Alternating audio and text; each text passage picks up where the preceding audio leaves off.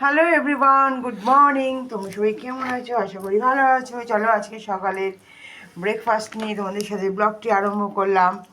আজকে আমার সকালের ব্রেকফাস্টে দেখো কী কী আছে। একদম রুটি আছে, রুটিটা কালকে করা যদিও। খাচ্ছ? বেগুন ভাজা দিয়ে খেয়েছো?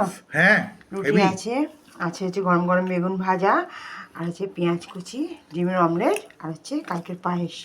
পায়েসটাও কালকে, রুটিটাও কালকের, আর আজকে শুধু অমলেট আর হচ্ছে বেগুন ভাজা। চলো তোমরা কে কী ব্রেকফাস্টগুলো অবশ্যই কমেন্টস করে জানিও। আমার তো ব্রেকফাস্টটি তোমাদের দেখিয়ে দিলাম।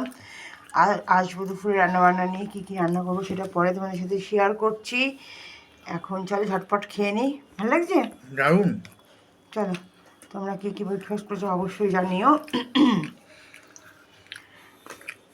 বেগুন ভাজা দিয়ে রুটি খেতে কার কার ভালো লাগে? হাসছে কেন সেটা জানি। আজকে তো বুধবার, দেখছো না ঠান্ডা লেগে গেছে।